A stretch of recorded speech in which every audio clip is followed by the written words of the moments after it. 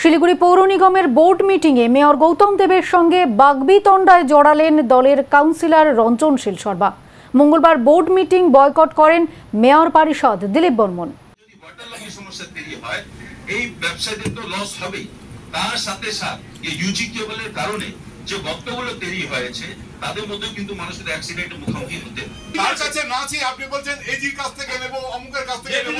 আমি এটাই বলছি যে এরার হচ্ছে একমাত্র যে বলতে পারে এই রাস্তাটা কতটা চওড়া আছে। সেটা যখন এটা নিয়ে আর আমি এসডিএ এর ফাংশনটা অবশ্যই বলবো।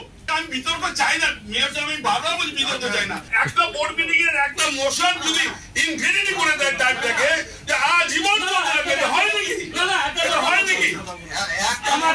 হয় নাকি এটা? আমাকে আমার বক্তব্য শেষ করতে দিন। বলুন, কি চেয়ারম্যান সাহেব তো কোনো রুলিং দিচ্ছে, আমার চেয়ারম্যান তো রুলিং দিচ্ছে, বলুন। দিলীপ বর্মন বোর্ড মিটিংয়ে না আসলেও এদিন তীব্র আক্রমণাত্মক ভূমিকায় ছিলেন রঞ্জনশীল শর্মা। শিলিগুড়ি জংশন এলাকায় একটি বহুতল বিল্ডিংয়ের নকশা পাশ করতে সামনে পর্যাপ্ত পরিমাণে রাস্তা ছাড়া হয়নি বলে অভিযোগ করেন রঞ্জনশীল শর্মা। এ নিয়ে তিনি মেয়রের অধীনে থাকা বিল্ডিং বিভাগের স্বচ্ছতা নিয়ে প্রশ্ন তোলেন এবং অনিয়মের অভিযোগ তোলেন। এ নিয়ে বাদানুবাদে উত্তপ্ত হয়ে ওঠে বোর্ড সভা। সুযোগ করে দেওয়া এই মামলাটাকে, এই সাবজেক্টটাকে একটা কনক্লুশনে আনাটা ইমার্জেন্সি না। ও বিল্ডিং করে হোটেল স্টার্ট করে ফিতা কাটে দিবে, তারপরে বলবেন যে আমি করব কি করে? বলা হয়েছে দাদা বলছে তার টাইম করুন 15 দিন। আপনি বলতে 15 দিন 15 দিন এক মাস দিন, উত্তর তো আপনাকে দিতে হবে। না, উত্তর তো দেবো আপনি যদি বলেন ইমিডিয়েটলি উত্তর দিতে হবে, তাহলে এটা বলে উত্তর দেবেন। আমি চাইবো না। আপনি তো অনেক কিছু বলেন, আপনি লিস্ট অফ বিজনেস আইনের দিকেও পরে বলেন, বলবেন না। সেগুলো আমি ভিতরে যেতে যাচ্ছিলাম।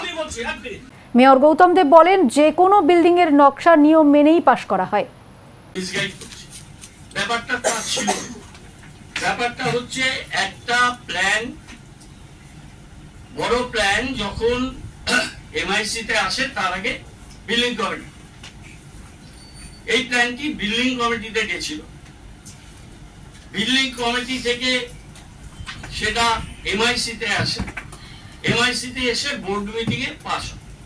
এখন বোর্ড মিটিং এ পাশের ডেট আর অনলাইনে পেমেন্ট দেওয়া, পেমেন্টের পরে সেটা প্ল্যানটাকে অ্যাপ্রুভ করা, এবং যেদিন প্ল্যানটাকে অ্যাপ্রুভ করছে যে ডেটটা, সেই ডেট থেকে ভ্যালিডিটি টাইমটা কিন্তু কাউন্ট হয়ে একটা বোর্ড মিটিং এর একটা মোশন যদি ইনফিনিটি করে দেয় টাইমটাকে যে আজীবন চলবে, হয় নাকি? না না, এটা হয় নাকি?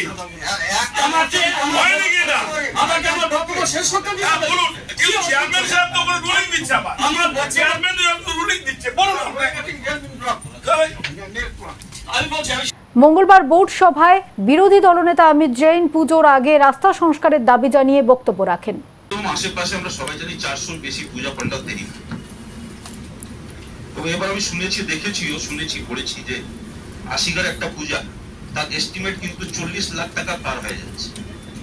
তার মানে আপনি পূজা কমিটি উৎসাহগুলো দেখেন, যখন অত বড় বড় পূজা তৈরি হবে তাহলে প্রচুর মানুষ এই রাস্তা দিয়ে কিন্তু এই পূজা করতে যাবে। আজকের দিনে শিলিগুড়ি আমি রাস্তাঘাটের অবস্থা যদি বলি, আমি পকেট রোড গুলো ছেড়ে দিচ্ছি, কিন্তু শিলিগুড়ি যে মেন রাস্তা, যে ইউজি কেবলের কারণে যেভাবে আনপ্ল্যান্ড ভাবে ইউজি কেবলের কাজ চলেছে, তার ফলস্বরূপ অনেক রাস্তাঘাট কিন্তু আসলে ভেঙে পড়েছে। তার ফলস্বরূপ যখন এই মানুষ যখন পূজা দেখতে যাবে, তাহলে নিশ্চিত তাদেরকে অনেক কিন্তু অসুবিধার মধ্যে পড়তে হবে।